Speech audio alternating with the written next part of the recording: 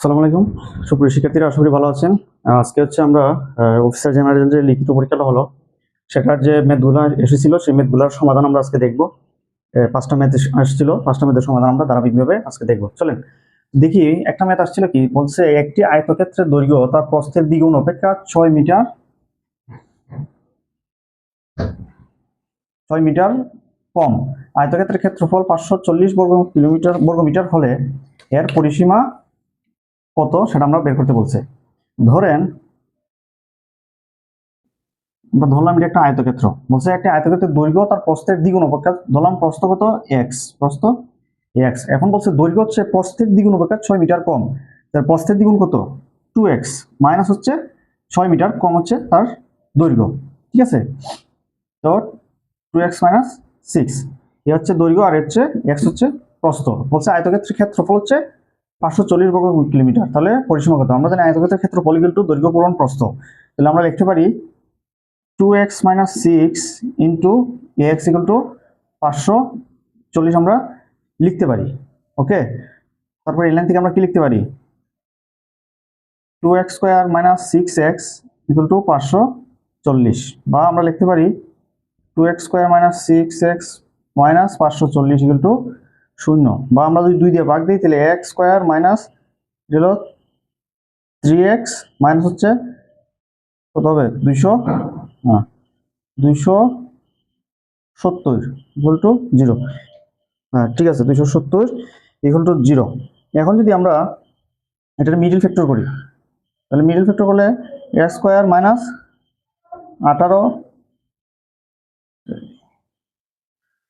18x minus হচ্ছে 15x minus হচ্ছে 270 plus 15x, তাহলে 18 থেকে 15 গেলে 3x 0, বা x এই দুটো থেকে কম হলে x মাইনাস 18 প্লাস 15 x 15 18 যাবে 18 ইকুয়াল টু 0, বা আমরা লিখতে পারি x minus 18 x plus 15 equal to 0। তাহলে আমরা লিখতে পারি x মাইনাস 18 ইকুয়াল টু 0 বা x ইকুয়াল টু 18। আবার হচ্ছে x plus 15 equal to 0, x equal to minus 15, minus মান নেওয়া যাবে না, তাহলে প্লাস মান হচ্ছে প্রস্থ কত? আমাদের প্রস্থ হচ্ছে 18 মিটার। তাহলে আমরা প্রস্থ যখন 18 মিটার পাইলাম, দৈর্ঘ্য কত? দৈর্ঘ্য হচ্ছে 2x মাইনাস 6 6, ঠিক আছে। তো 2 ইন্টু 18 মাইনাস হলো 6, 18 তোমার 6 30 6 গেলে 30। এখন বলছে আমরা পরিসীমা বের করতে। পরিসীমা সমান আমরা জানি যে 2 ইন্টু দৈর্ঘ্য যোগ প্রস্থ। তো এগুলো আমরা লিখতে পারি দৈর্ঘ্য কত? দৈর্ঘ্য পাইলাম হচ্ছে 30 যোগ হচ্ছে 18 ইকুয়াল টু 48। 48 দুগুণে কত? 96। 96 মিটার হচ্ছে পরিসীমা। এটা হচ্ছে আমাদের 96 মিটার। এটা হচ্ছে আমাদের প্রথম অঙ্কের আনসার। আশা করি বুঝতে পারছেন। ঠিক আছে, এখন আমরা নেক্সট অঙ্কে যাব। দেখেন বলছে 2 অঙ্ক বিশিষ্ট একটি সংখ্যার অঙ্কদ্বয়ের যোগফল হচ্ছে 11। অঙ্কদ্বয় স্থান পরিবর্তন করলে নতুন সংখ্যাটি পূর্বের সংখ্যা অপেক্ষা 9 কম হয়, সংখ্যাটি কত? 2 অঙ্ক বিশিষ্ট একটি একটা অঙ্ক বলছে, 2 অঙ্ক বিশিষ্ট একটি সংখ্যা বলছে। ঠিক আছে, তো 2 অঙ্ক বিশিষ্ট সংখ্যা হচ্ছে, ধরেন আমরা এখানে যদি একটা জেনারেলি দেখাই, আমরা পরে পরে আসছি। এটা হচ্ছে 2 অঙ্ক বিশিষ্ট একটা সংখ্যা, এটা একটা অঙ্ক, এটা একটা অঙ্ক। তাহলে আমরা যদি এটার একক একক বলি, এটার কি বলবো? এটার বলবো দশক। ঠিক আছে, এটা যদি একক বলি এটার বলবো দশক। তাহলে আমরা এখানে যেহেতু 2 অঙ্ক কোন কোন সংখ্যা দেওয়া আছে এই সংখ্যা কিন্তু উল্লেখ নাই, উল্লেখ না থাকার কারণে আমরা লিখতে পারি, আমরা ধরলাম যে 2টা সংখ্যা হচ্ছে, ধরলাম এককের সংখ্যাটা হলো x আর দশক হচ্ছে y। তাহলে আমরা সংখ্যাটা লিখতে পারি হচ্ছে, যেহেতু বাংলায় লিখছে 10y প্লাস x, এটা হচ্ছে আমাদের সংখ্যাটা হচ্ছে এটা। ওকে, এখন আছে কারণ হচ্ছে দশকের অঙ্ক, যেহেতু আমরা y ধরছি তাহলে একক ধরছি, তাহলে দশকটা এইদিকে দশক হবে। আরেকটা সংখ্যা যদি বলতো যে শতক, তাহলে প্লাস দিয়ে আরেকটা হচ্ছে 100 সামথিং এন বাই এম এরকম হইতো। যেহেতু 2টা সংখ্যা বলছে সেহেতু আমরা একক এবং দশক পর্যন্ত আমরা সীমাবদ্ধ থাকবো। তারপরে বলছে তাদের আবার যে অঙ্ক আছে, এই 2টা অঙ্ক আছে, এই 2টা অঙ্কর যোগফল হচ্ছে আলাদা আলাদা অঙ্ক যেগুলো আছে, যেমন এক্স প্লাস ওয়াই, এই 2টা অঙ্কের যোগফল কত? এই 2টা অঙ্কের যোগফল হচ্ছে বলছে 11। এখন বলছে অঙ্কদ্বয় যদি স্থান পরিবর্তন করে, অঙ্কদ্বয় যদি এই 2টা অঙ্ক যদি স্থান পরিবর্তন করে, তাহলে যে নতুন সংখ্যাটা হবে পূর্বের যে সংখ্যাটা আছে এই সংখ্যা থেকে 9 কম হবে। ঠিক আছে, তো নতুন অঙ্কদ্বয় স্থান পরিবর্তন করলে আমরা যদি প্রশ্ন মতে লিখি, অঙ্কদ্বয় স্থান পরিবর্তন করলে হবে, তাহলে স্থান পরিবর্তন করে যদি হয় তাহলে 10 এর যেগুলো x আসবে আর হচ্ছে এদিকে চলে যাবে y। এখন এই যে নতুন সংখ্যাটা হবে, নতুন সংখ্যাটা বলছে যে পুরাতন যে সংখ্যা ছিল সেটা থেকে 9 কম, তাহলে আমরা লিখতে পারি 10y প্লাস x মাইনাস 9। এই হচ্ছে আমাদের মূল এই প্রশ্নের কথা। এখন হচ্ছে আমরা ক্যালকুলেশন যদি করি, আগে হচ্ছে আমরা যদি সমীকরণ মিলাইতে পারি তাহলে ক্যালকুলেশন করতে খুবই সহজ, ঠিক আছে। তাহলে আমরা ক্যালকুলেশন করি 10x plus y minus 10y minus x plus 9 equal to 0 দিলাম। তাহলে 10x থেকে x গেলে হচ্ছে 9x, মাইনাস হচ্ছে 10x থেকে ওই 10y থেকে y গেলে মাইনাস 9y, প্লাস হচ্ছে 9 ইকুয়াল টু 0। বা এখান থেকে যদি আমরা হয়েছে, এখান থেকে যদি আমরা এই এখান থেকে যদি আমরা 9 কমন নেই তাহলে x মাইনাস y, আর ওইদিকে চলে যাবে মাইনাস 9। তাহলে আমরা x minus y equal to minus 9/9 equal to হচ্ছে মাইনাস x। তাহলে x minus y equal to minus x আর x plus y equal to আমরা পাইছি 11। তাহলে সংখ্যাটি এখন আমরা এখন হচ্ছে x এর মান এবং y এর মান আলাদা আলাদা বের করবো, করার পর হচ্ছে আমরা এই সংখ্যাটা যখন বসাই দিব তখন সংখ্যাটা পেয়ে যাব। তাহলে তাহলে আমরা x প্লাস y পাইছি কত 11, x মাইনাস y পাইছি কত মাইনাস 1। আমরা যদি এখন হচ্ছে বিয়োগ করি, বিয়োগ করলে কত পাবো 2x ইকুয়াল টু, আমরা যদি যোগ করি, সরি যোগ করলে বিয়োগ না, যোগ করলে হবে 10, 2x যেহেতু যোগ করছি, বা x ইকুয়াল টু আমরা 5। এখন এই x এর মান যদি আমরা যে কোনোটা বসাই তাহলে y এর মানটা আমরা পেয়ে যাব। তাহলে আমরা প্রথমটা দিয়ে বসাই, তাহলে 5 প্লাস y ইকুয়াল টু 11 বা y equal two 11 minus 5 equal to কত 6, y ইকুয়াল টু আমরা পেলাম 6। এখন x এর মান এবং y এর মান যদি আমরা এই সংখ্যাতে বসাই দিই তাহলে আমরা সংখ্যাটা পেয়ে যাব। তাহলে 10 ইনটু y এর মান পাইছি 6 প্লাস হচ্ছে x এর মান হচ্ছে 5, তাহলে 6 এর মান 66, 6 10 60 প্লাস হচ্ছে 5 তাহলে 65। অতএব সংখ্যাটা হচ্ছে 65 আনসার। এটা হচ্ছে অতএব সংখ্যাটি আমরা লিখতে পারবো, সংখ্যাটি হচ্ছে 65। এটা হচ্ছে এই অঙ্কের উত্তর। আশা করি বুঝতে পারছেন। পরের অঙ্কটা আমরা দেখি। দেখুন বলছে একটি ব্যাংকে মুনাফার হার হলো 8%। একটা ব্যাংকে মুনাফার হচ্ছে দিচ্ছে তার 8%। উক্ত ব্যাংকে আপনি কত টাকা জমা রাখলে 2 বছর পর সরল মুনাফা ও চক্রবৃদ্ধি মুনাফার পার্থক্য 108 টাকা হবে। তাহলে আমাদের দিছে কি কি, মুনাফার হার দিল, তারপর হচ্ছে বছর দিছে। আমরা জানি সরল মুনাফার সূত্র, আমরা কি জানি যে সরল মুনাফার সূত্র জানি, সরল মুনাফা equal I equal to PNR. আর চক্রবৃদ্ধি মুনাফার সূত্র আমরা জানি কি, চক্রবৃদ্ধি মুনাফার সূত্র আমরা জানি হচ্ছে a minus p equal to p into 1 plus r to the power n। এটা হচ্ছে সরল মুনাফার সূত্র, এটা হচ্ছে চক্রবৃদ্ধি মুনাফার সূত্র। কিন্তু এখন এখানে হচ্ছে আমরা যে একটা সহজে সূত্র দ্বারা করতে পারবো, যখন হচ্ছে 2 বছর পর্যন্ত সরল মুনাফা এবং চক্রবৃদ্ধি মুনাফার পার্থক্য যদি বের করতে বলে, তাহলে আমরা এই দুইটা সূত্র থেকে মাইনাস করে একটা সুন্দর সূত্র আমরা ইউজ করতে পারবো। সেটা হচ্ছে চক্রবৃদ্ধি কম্পাউন্ড ইন্টারেস্ট মাইনাস হচ্ছে সিম্পল ইন্টারেস্ট ইকুয়াল টু আমরা লিখতে পারবো হচ্ছে p into r by 100 square.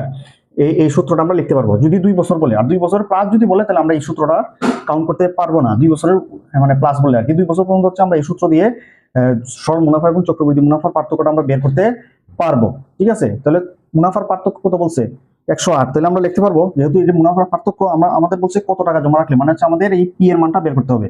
দেওয়া আছে কি পার্থক্য কত দেওয়া আছে, বা আমরা লিখতে পারি 108 ইকুয়াল টু পি ইনটু আর কত দেওয়া আছে, আর দেওয়া আছে হচ্ছে আপনার 8, ঠিক আছে। আর দেওয়া আছে 8, আর নিচে হচ্ছে এই 100 মানে পার্সেন্টের 100, আর উপরে হচ্ছে স্কয়ার মানে হচ্ছে 2, ঠিক আছে। তাহলে আমরা যদি এটা ছোট করে ফেলি তাহলে সবচেয়ে না থাক, তাহলে আমাদের ক্যালকুলেশন করতে সহজ হবে, ঠিক আছে। তাহলে পি ইকুয়াল টু আমরা লিখতে পারবো হচ্ছে এখানে যদি আমরা আচ্ছা 108 ইকুয়াল টু পি ইনটু 8 কত হয়, স্কয়ার করলে 64, নিচে হচ্ছে আরো 2টা শূন্য চলে আসবে। বা আমরা পি ইকুয়াল টু লিখতে পারবো 108 ইনটু, যেহেতু এটা উপর পিস চলে যাবে তাহলে এটা উল্টে যাবে, বাই হচ্ছে 64। এখন যদি আপনারা কাটাকাটি করেন, কাটাকাটি করলে আপনার আনসার আসবে 16875। আমি কাটাকাটি করলাম না, কাটাকাটি করলে আপনাদের এই আনসারটা চলে আসবে। অর্থাৎ 16,875 টাকা যদি আপনি ওই ব্যাংকে রাখেন তাহলে মুনাফার 2 বছর পর চক্রবৃদ্ধি এবং সরল মুনাফার পার্থক্য হবে 108 টাকা। এটা হচ্ছে এই প্রশ্নের উত্তর। আশা করি বুঝতে পারছেন। দেখেন পরের অঙ্ক বলছে যে একটি রম্বসের প্রতিটি বাহুর দৈর্ঘ্য 25 সেন্টিমিটার এবং এর ছোট কোণের দৈর্ঘ্য বড় কোণের 3/4 হলে রম্বসের ক্ষেত্রফল কত আমরা বের করতে বলছে। ধরলাম আমরা একটা রম্বস আঁকি, আচ্ছা একটা রম্বস সুন্দর করে আঁকতে পারতেছি না, ধরেন এটা একটা 2টা কর্ণ, একটা রম্বসের 2টা কর্ণ, ওকে। তো বলছে একটি রম্বসের প্রতিটি বাহুর দৈর্ঘ্য প্রতিটি বাহুর দৈর্ঘ্য মানে এটাও 25, এটাও 25, এটাও 25, এটাও 25। বলছে ছোট কর্ণের দৈর্ঘ্য বড় কর্ণের 3/4। এখন ধরলাম ছোট কর্ণ হচ্ছে ডি আর বড় কর্ণ ধরলাম ক্যাপিটাল ডি। এখন বলছে ছোট কর্ণের দৈর্ঘ্য বড় কর্ণের 3/4। বড় কর্ণের 3/4 তাহলে যদি লিখি তাহলে আমরা ছোট কর্ণ ডি কিন্তু আমরা লিখতে পারবি 3/4 মানে 3/4 বড় ডি, এটা আমরা লিখতে পারি। ঠিক আছে, হয়েছে। ওকে, এখন আমরা ইডি কিন্তু আমরা বড় কর্ণ কিন্তু কি লিখতে পারি 4/3d, এটা লিখতে পারি, মানে এই লাইন থেকে আমরা কিন্তু এই লাইনে আসতে পারি।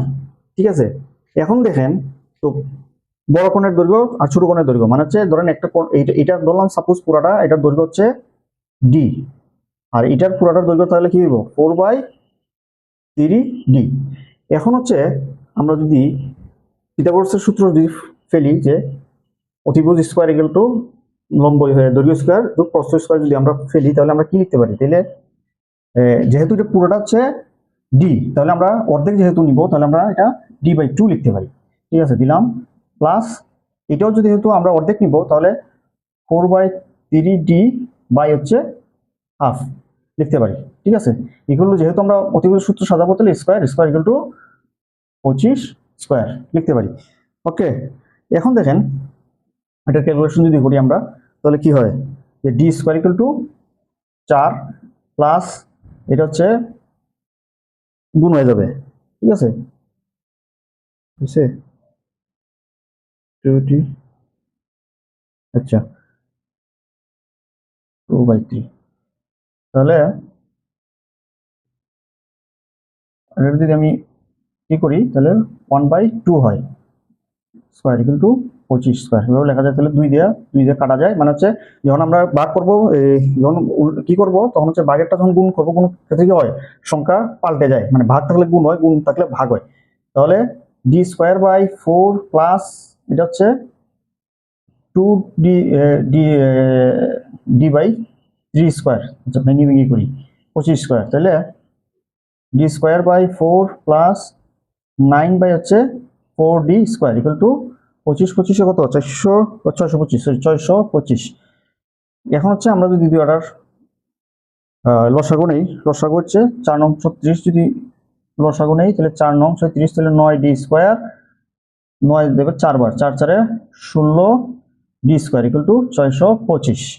ওকে, এখন দেখেন যে 9 আর 16 কত, 16 9 হচ্ছে 25 square, 25d square equal to 625 into 36 লিখতে পারি। তাহলে d স্কয়ার ইকুয়াল টু 25 দিয়ে যদি আমরা কাটি 25 এ 25 তাহলে কত হয় ইকুয়াল টু 900, এই দুইটা কোণ করলে হবে 900 বা d ইকুয়াল টু বেরোবে 30, d স্কয়ার ইকুয়াল টু 30 বেরোবে। তাহলে আমরা ছোট কোণের দৈর্ঘ্য বেরিয়েছে কত 30, তাহলে বড় কোণের দৈর্ঘ্য কত বেরোবে, বড় কোণের দৈর্ঘ্য যদি আমরা d এর বদলে যদি এখানে আমরা 30 বসাই 3 10 30 তাহলে 4 10 কত 40, অর্থাৎ ছোট কোণের দৈর্ঘ্য হলো আপনার হচ্ছে 30 আর বড় কোণ বের হইলো আমরা কত 40। এখন হচ্ছে আমরা বলছে ক্ষেত্রফল বের করতে, ক্ষেত্রফল হচ্ছে কি, ক্ষেত্রফলের সূত্র কি এরিয়া ইকুয়াল টু, যদি আমরা এখন ক্ষেত্রফল বের করি ক্ষেত্রফল ইকুয়াল টু হাফ ইনটু দৈর্ঘ্য যোগ দৈর্ঘ্য ইনটু প্রস্থ d1 ইনটু d2, এটা হলো সূত্র।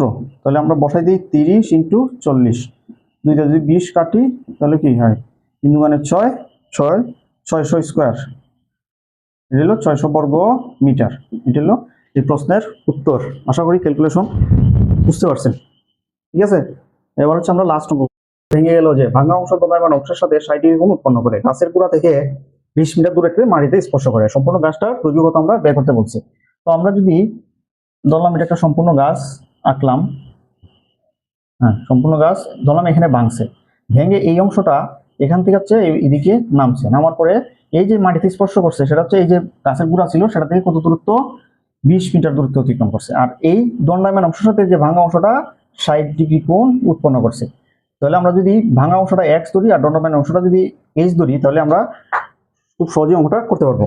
আমরা প্রথম হচ্ছে দণ্ডায়মান অংশটা বের করবো, তাহলে তারপর হচ্ছে ভাঙা অংশের মান বের করবো, করার পর দুইটা মান যখন যোগ করে দিব তখন হচ্ছে পুরো গাছের দৈর্ঘ্যটা আমরা পেয়ে যাবো। তাহলে দণ্ডায়মান অংশের মান আমরা যদি বার করি তাহলে আমরা যদি ধরি tan থিটা ইকুয়াল টু 10 যদি ধরি, প্রথম ধরলাম tan থিটা ইকুয়াল টু আমরা জানি কি লম্ব বাই ভূমি, তাহলে এখানে লম্ব হচ্ছে 20 ডিগ্রি, যেটা এটা ধরছে, আর ভূমি হচ্ছে এই এইচটা। ঠিক আছে, তাহলে টেন থিটা কিন্তু টেন 60 ডিগ্রি। লম্ব কত? লম্ব হলো 20, ভূমি হচ্ছে এইচ। টেন 60 ডিগ্রি আমরা জানি কত? √3। হ্যাঁ, টেন 60 ডিগ্রি হচ্ছে আমরা জানি হচ্ছে রুট, আচ্ছা √3 ইংলিশে √3 কিন্তু আমরা 20/h, বা এইচ ইকুয়াল আমরা ব্যবহার করছি 20√3। এটা হচ্ছে আমরা দণ্ডায়মান অংশের মান। এখন হচ্ছে আমরা যে ভাঙ্গা অংশের মানটা এদিকে বের করি। ভাঙ্গা অংশের মান, ভাঙ্গা অংশ, ঠিক আছে, ভাঙ্গা অংশের মান হচ্ছে cos θ। আমরা জানি কি cos θ equal to cos 60 degree. cos 60 degree আমরা জানি কি ভূমি বাই হচ্ছে অতিভুজ। ঠিক আছে, আমরা জানি কি, এগুলো আমরা পরে আসছি, ভূমি বাই অতিভুজ।